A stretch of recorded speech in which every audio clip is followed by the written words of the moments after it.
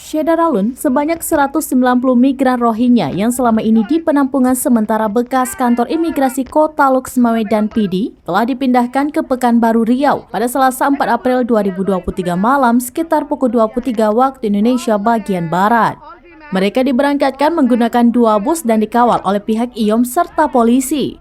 Associate External Relation Public Information Officer UNHCR Mitra Salima mengatakan pemindahan migran tersebut berdasarkan surat Kementerian Koordinator Bidang Politik Hukum dan Keamanan atau Kemenko Polhukam. Pengungsi Rohingya dari Aceh termasuk dari lokasi pengungsian di PD 140 orang dan Lok Sumawe 50 orang dipindahkan ke Pekanbaru. Mereka diharapkan tiba di akomodasi baru di Pekanbaru pada 6 April 2023.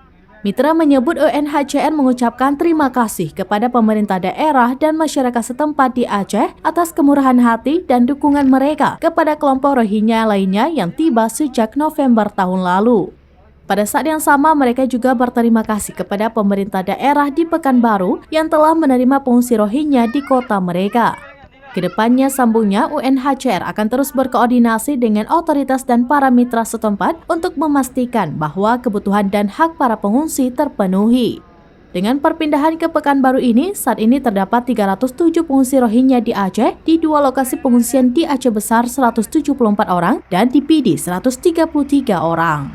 Dari Lok Sumawe, Zaki Mubarak, Serambines.com.